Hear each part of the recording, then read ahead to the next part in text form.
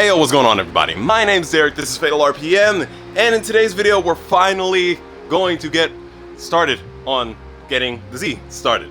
So, in the last few videos we got the clutch installed, we got the engine in the car, we got the wiring done, and now it's time to finish up the engine by bolting on the last few bits, including the turbo, getting the fluids in there, and figuring out our radiator situation. I'm not really looking forward to that one. Even though after we do all that, which should be honestly done relatively quick, we just need to start the tune. So we have a couple things that we need to get done here. Granted, I've been hyper focused on getting all this stuff in here, and the garage has never been in good condition, but it is definitely in a state of disarray right now. So I really need to focus on cleaning up my space so that I can have a clear mind while I'm doing all this instead of searching around for a whole bunch of different parts. So we need to go ahead and sort through all this, all the little bits of trash and stuff that we have, like spark plug wires and whatnot just hanging out.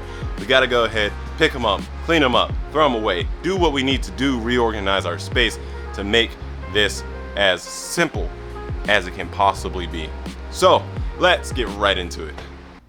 Alright, so now we got everything cleaned up just a little bit, honestly, just enough to the point where I'm comfortable working on the car. The thing that we have to get done really quick, because in order to get the car started, we want to be able to make sure that we can keep it running. And in order to do that, we need a cooling system. So, all my old coolant hoses look kind of like this. They're gross. Also, I bought concentrated coolant, and whenever you're doing that, you want to mix it yourself. Usually the highest concentration you want to go is 50-50, but you can go lower than that as far as the coolant actually goes. So like you can do like 60-40, 60% being water. I don't want to like have the burden of coming to the garage and draining the water in the car, because honestly I would just put distilled water in there if we didn't have winters. But unfortunately we have winters and freezing winters. All that being said, we have this bucket here that I'm going to have to clean out so that I can properly mix my coolant and water. So I have 2 gallons of water, 1 gallon of coolant. Anything else that is needed will just be filled with water, so I'll look up the capacity. It is going to increase because we have a thicker radiator now, so if it is around 2 gallons, then that extra gallon should be able to take up the extra space. But whatever it is, I'll actually make sure that it is a proper mixture. And what I mean by that is I will take all of the coolant and all 2 gallons of that water, pour it in here, mix it up, and then put it in. But I'm gonna go ahead and take this all to the car wash and get it all sprayed out. There's this overflow tank is honestly kind of gross, so yeah. Also, I want this as clean as possible, and there's a whole bunch of residue from other stuff in here. So I'm gonna do that, and I will be right back. All right, so we are back. We got mostly clean parts. The outside's still a little dingy, but all that matters is that the inside is nice and clean. Now it's time to get the 3-row radiator opened up and installed in the Z. This should be relatively simple. It goes in the same exact spot, same exact mounting hardware. It's legit a 1-for-1 replacement. The only difference is that it's thicker. So it has all the things in the same spots. So we're just gonna go ahead and basically drop that in super quick.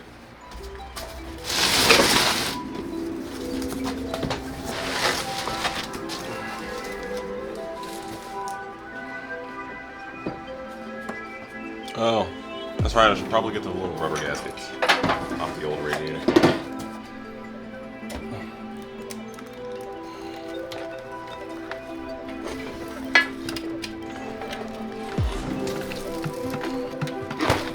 Cool.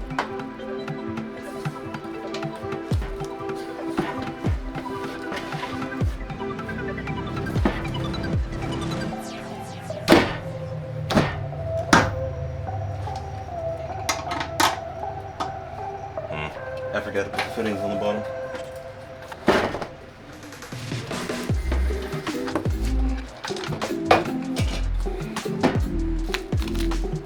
There.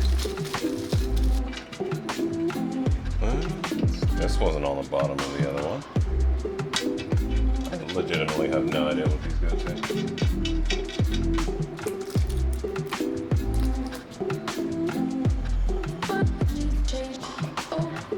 Maybe this is like an auxiliary cooler? I don't know, these look like A-in fittings, almost.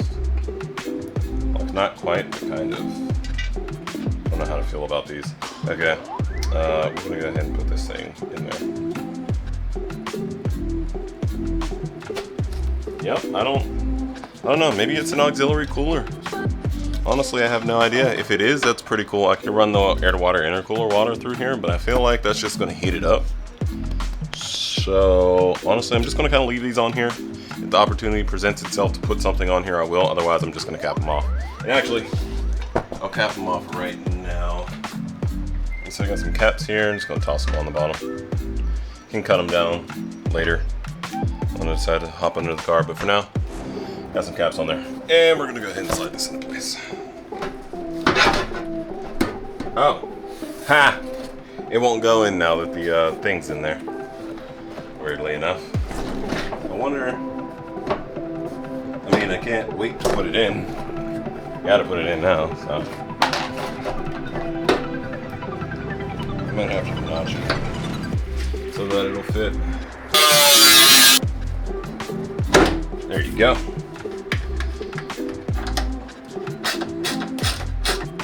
Oh, I need a fucking fan for this. Sing this one on here like this. This is the radiator all plumbed in now. Now, as far as the fan solution goes, I do have 2 fans here that we have going, and I have remembered that I do have one more thing to wire in. That's going to be this guy. And essentially what this is a, think of it as a fan controller. It takes a pulse width modulated signal out and converts that into a higher voltage signal for the fans. Because if we tried to run the fans straight off of the Mega Squirt, they would have an atrocious whine and not really be run that great at all. Because it's not at the frequency that the fans require. It will allow us to actually run those fans. The only thing I need to run now, I would say I need to run a relay, but I don't need to run a relay because this is doubling as our relay. So it's going to have power and pulse width modulated. So honestly, I just need battery power for this. With battery power, I can run that signal to here, and we should be good. So we'll see. We'll see how that works out. But we're going to move on from that now because I don't have the bands, so I'm not even going to really worry about the cooling system right now.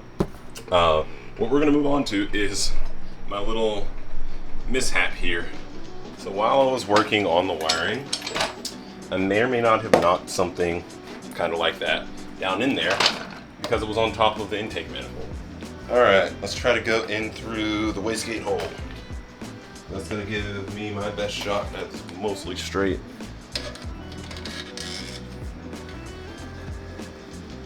Oh, I got it. Let's see what it was that fell in here. It just fell back in there. Son of a, you go. Got it again. Let's see, what is it? Oh no, shot. That's funny. The O2 bung. Fell in there. I don't even know where this. Oh, that's for the EGR actually. All right, that's that system figured out. Let's go ahead and install the turbo. First thing I'm going to want to do is install the drain hose. All right. Move everything off the top. The intake manifold. Go ahead and peel this off. So this is our wastegate here. I have no idea what pressure springs are in here, but I'm assuming they're somewhere around 10 or 8 pounds because I can tell you right now, that's not 5 pounds of pressure to get that open. There are 2 springs that came with this that are not installed right now, so the way we're going to figure out what pressure springs are in here, we're just going to run it off of wastegate pressure for now, and that'll tell us exactly what it is that we're running. So all the ports here on the wastegate, we have 2 top ports which goes to the same spot. We have 1, 2, 3 bottom ports which are on the bottom for us to plumb up to the turbo. And we have 2 water cooling holes on either side here, as well as 2 mystery holes that I have no idea what these actually go to. There are no actual like connections for them. Maybe it's CO2, I don't know. I do know that we have 2 bungs in here. We're gonna run the cooling holes open for now because they don't actually have plugs, they just have these connectors for them.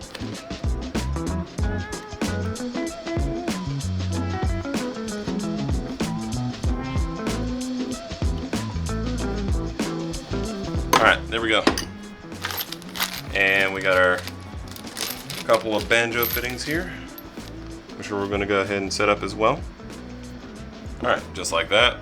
And then this will go in on here like this. So actually, I have everything here for it. Let's go ahead and install it while we're here. Cool beans. Let's go ahead and put the seat in here, set it down on here, and clamp it down. We can now install the turbo. I think I'm going to install my oil drain first. I think I can actually just do this all at once.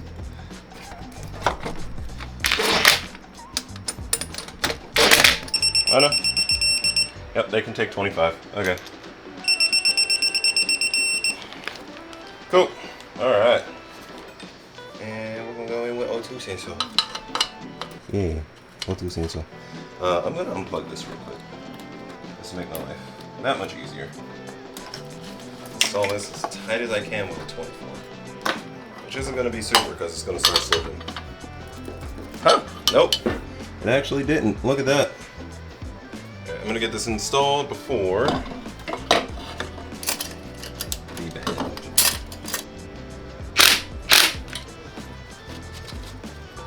Ta-da! We have a turbo with its oil drain and its oil feed connected. Look at that. Alrighty. That is our turbo. All set up. All beautifully. And honestly, other than the cam sensor up front, this is the engine in its final form with all of the shit on top of it, obviously. But yeah, this is dope. I love the way this is looking right now.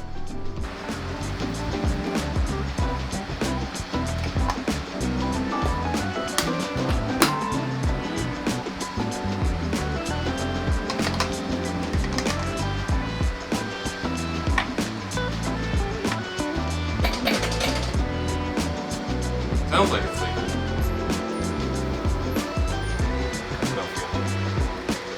Got a fuel leak down at the feed compression fitting. Alright, so long story short, I my feed for the my feed for the fuel line is dysfunctional and also in disrepair presently. So I need a new fitting, which I'm gonna have to wait for now before I can get this car started. Unless I want to go to regular hose barbs in the meantime, which I don't want to do. Anyway, we're just gonna roll with that. I have pulled the fuel pressure or the fuel pump relay, so it doesn't actually activate. And I'm gonna go ahead and crank the engine a couple times, see what we get as far as oil pressure goes. So let's see.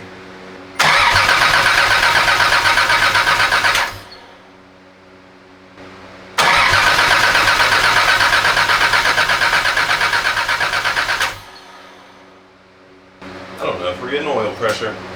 That thing is not reading that goddamn thing. Like actually not reading anything. I honestly have no idea what's going on there. So I'm gonna try it again. We'll see what happens. Engine speed isn't popping up for some reason. Curious. You know what, I can check to see if I have oil pressure, but I really don't want to. Because it's gonna be this line here. Let's see. I don't wanna get oil all over my turbo, but I need to see if I'm getting oil pressure here. This is bone dry. Bone dry. Weird. I feel like I should have built oil pressure by now. We might have problem. Starter smells hot. My oil filter's not leaking. Yeah, shit's like bone dry in here. I'm not getting oil pressure at all. Alright, I'm gonna keep cranking it.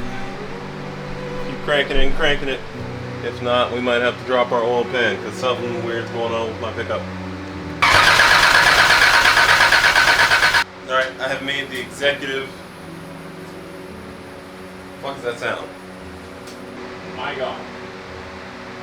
My laptop fell on my mirror just. It was just like, I'm gonna crack my oil filter. Let oil drip into my hand. Not at all. Yay! This guy is literally bone dry.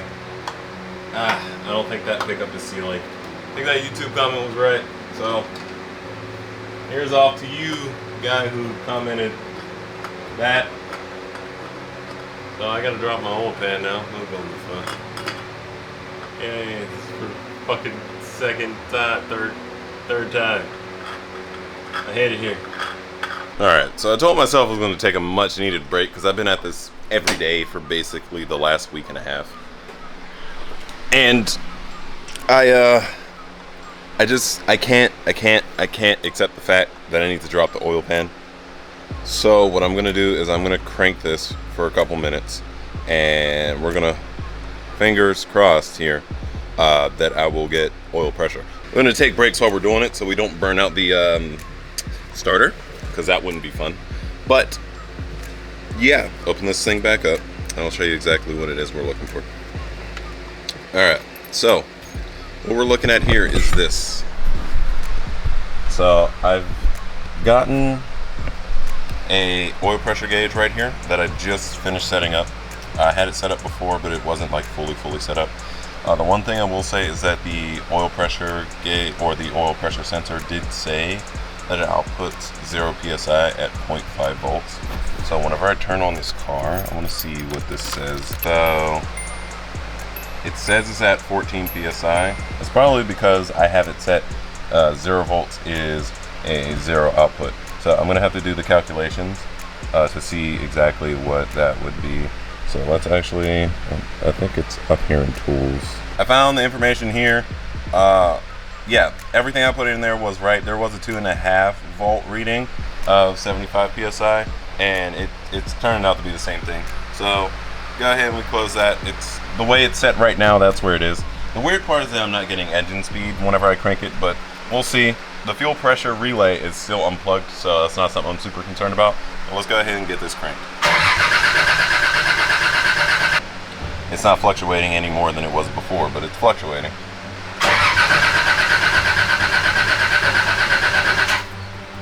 I'm going to pull the fuses for the spark because I don't want to burn out the spark plugs. No spark, no gas, no nothing. All right, cranking.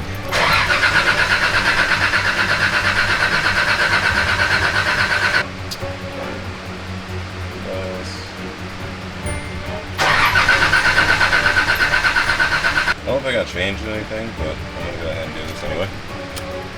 And we're going to try cranking again.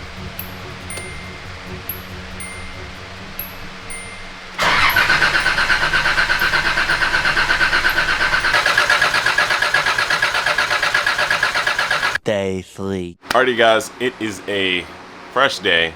I am 1,000 times less frustrated. Still not super happy about it, but 1,000 times less frustrated. So, I'm fresh. Let's go ahead and get into actually getting this oil pan off. Then once we drop the oil pan off, what I was using before was this Permatex Ultra Black. It's really good stuff. I've used it in the past. However, I can't use it this time around if I actually want to do anything with the car today. And that's because it takes about 24 hours to cure. Hour to set up, torque it down, cures in 24 hours. So instead, what we're going to be using is this stuff here, which is the right stuff. Now, I didn't realize this, but this is ready in a minute. So I don't know how this is going to work with an oil pan. Luckily, I got like the easy squirt nozzle because if I have to bolt this bitch up within a minute, I'm gonna have some problems. I can just say that. There's a lot of bolts.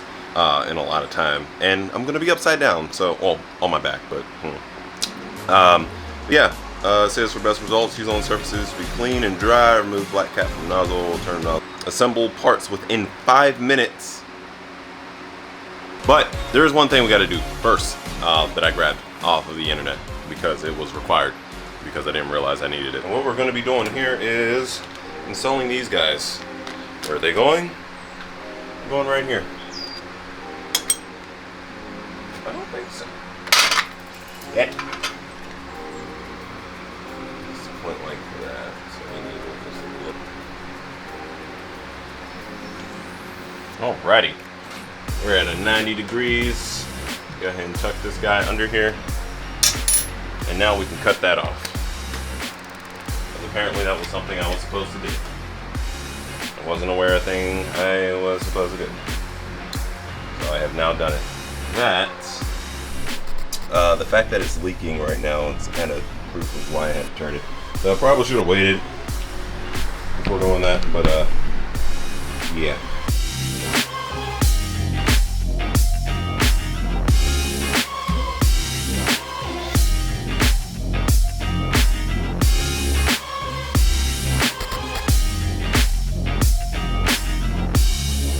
Alright, we got the subframe out. Now let's crawl into the car and we'll see the work that we gotta do. We gotta drop the pan. The hardest part about dropping the pan is honestly just gonna be getting the pan loose because of the RTV that's on here. But once we get that loose, it should be relatively straightforward. Getting the rest of it, the rest of the way off, cleaning off the old RTV. And then we have the challenge of putting this back up here with the RTV on it. However, the upside to all this is I had replaced this engine mount, but not the other one because I couldn't find the one that I had gotten with the car. However, I did just recently find it, so that means I get to replace an engine mount. Sorry if I'm out of breath. It's kind of hot down here and I got the fan going. Also, sorry if the fan's going and it's really loud. I'll do my best to fix it if I can. There's a very high possibility I might also just straight up forget. So if I do, I'm sorry. This is your official apology. Otherwise, yeah, that's all we gotta really do here. There's not much else that I have to do at this point in time, so I'm just gonna go ahead, get this pan dropped, get everything clean, and I'll get back to you guys. Okay. Alright, so after a lot of fighting and bending the oil pan, we got it off. It's not a huge bend, but it's definitely bent. When I tell you this thing did not want to come off, this thing did not want to come off. Yeah, I had the whole driver's side of the oil pan like disconnected finally after about an hour fighting with it, and I still could, this side could still hold my body weight on it. But this is the oil pan. I already took the bolt out. No oil came out of here when I did that. And the pickup in here is completely dry. So I don't know if it's an issue with the gasket. The gasket's right here. It looks fine. All I'm going to do now is I'm just going to put some of the right stuff on there. I'm going to seal it up, give it a couple minutes, and then I'm going to hold a cup of oil, or like zip tie a cup of oil to that thing and try and pull some oil through, and we'll see if it pulls it through. So we're gonna hope and pray that that works. If not, that means our oil pump is bad. If our oil pump is bad, I got a lot more work to do ahead of me, and this is gonna sit like this for a minute because I gotta order a new oil pump. But yeah, let's just hope that is not in fact the case. I'm gonna get to you guys when I zip tie this cup up on here. All right, so we have officially kind of set up the plan. So let me show you what we're doing down here. As you can kind of see, we got a bottle there that is zip tied to the pickup tube, with the pickup tube being well submerged. It's up to the first little rung on there, and essentially what I'm looking for is it to move at all. So what I'm going to do here is I'm actually going to leave you guys down there, and we're going to go ahead, I'm going to go ahead, hop in the car, crank it for like 5 seconds or so. Hopefully we'll see that level move. We got the right stuff put down on there, so if it is an issue of the pickup tube was leaking, it won't leak now. Otherwise, It's an oil pump problem, which is sucky. But what can you do about it? All right, let's go ahead and figure out what the issue is here.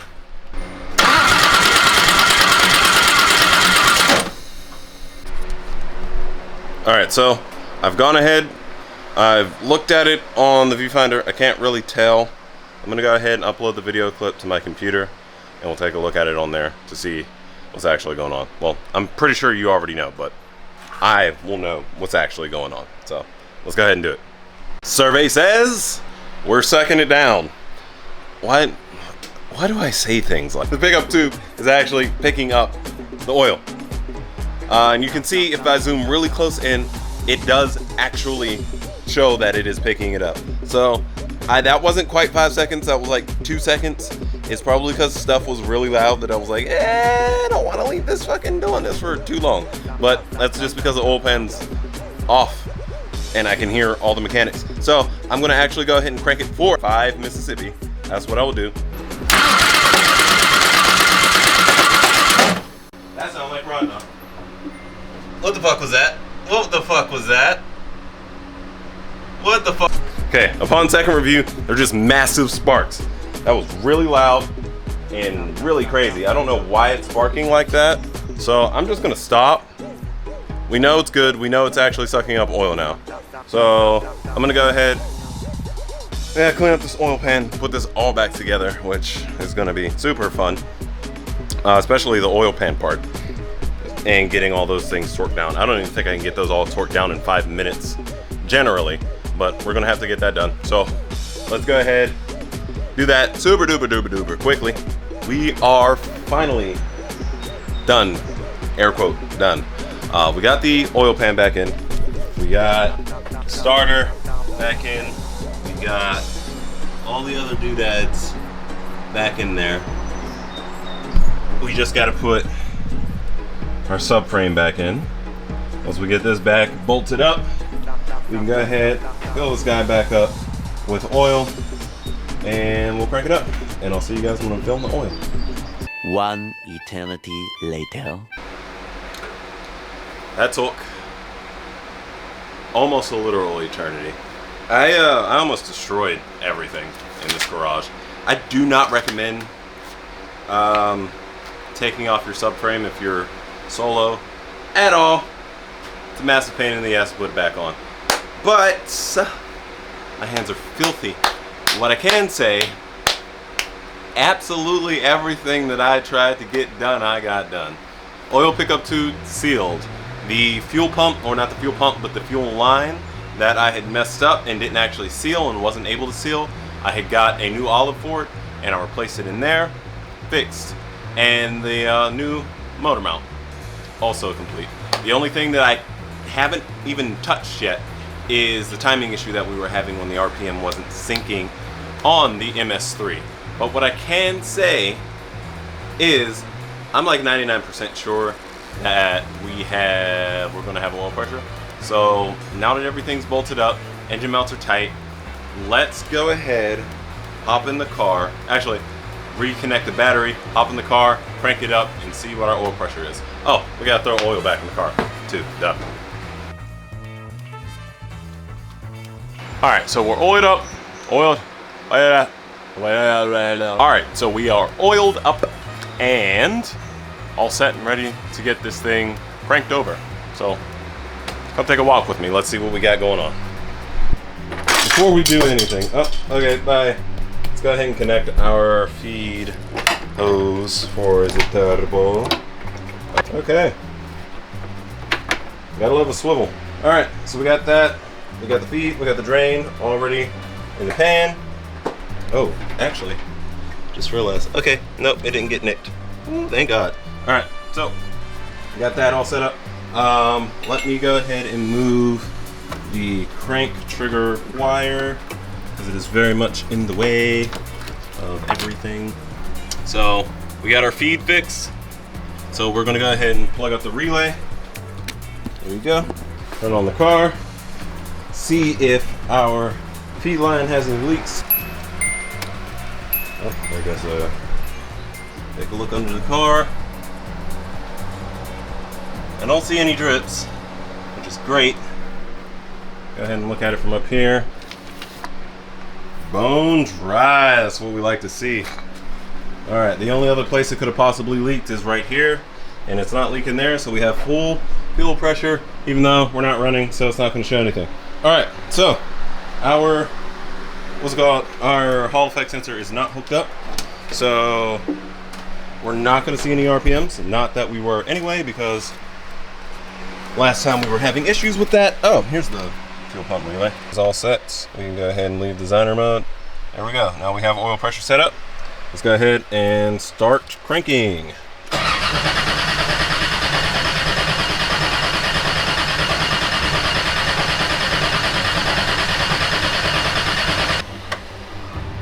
That is not a good sign at all.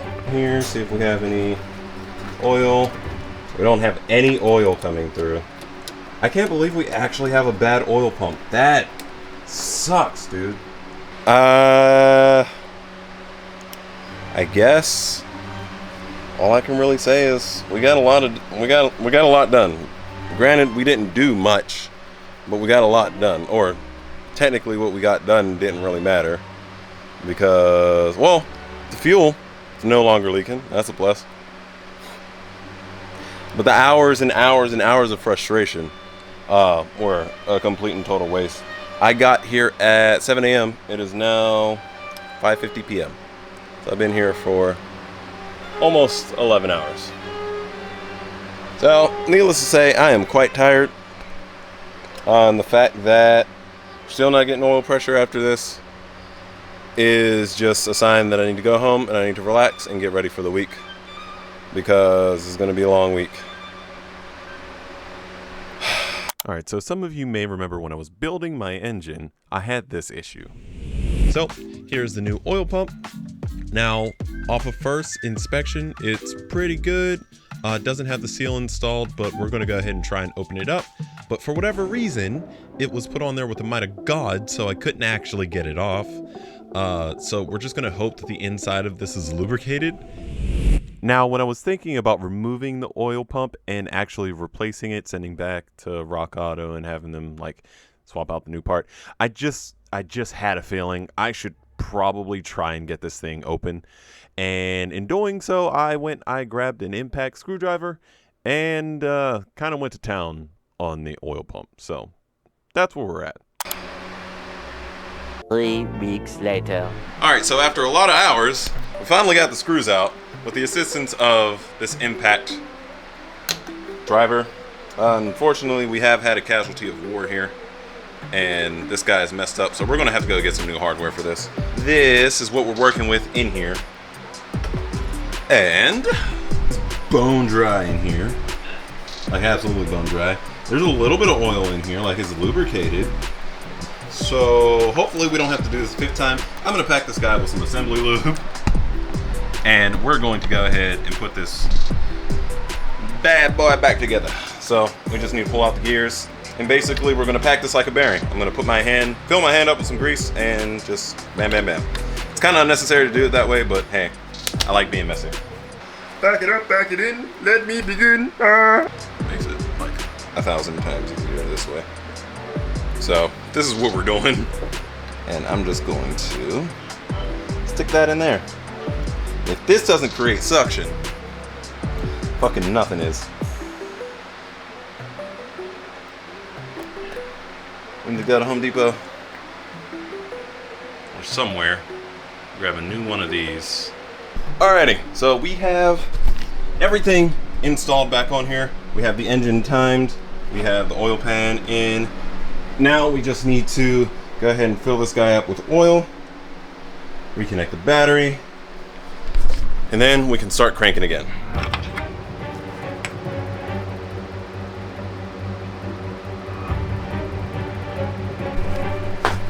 Now that everything's done, go ahead and take this off the engine, because that does not need to be on the engine. I'm gonna go ahead and move this out of the way. That's all clear. All right, we are all booted up. We got power, everything on, and let's get to cranking.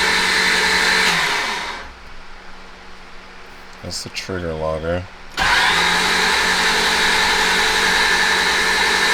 As far as it stands right now, we have our RPM synced up, we got oil pressure, we got everything we need. We just need to get the cooling system set up and we'll be ready for our first start. So, as always, I want to thank you for watching the video. If you liked it, please go ahead and drop a like down below. It's been quite a road. It's been about 3 or 4 weeks that we've been trying to get this oil pressure in the car.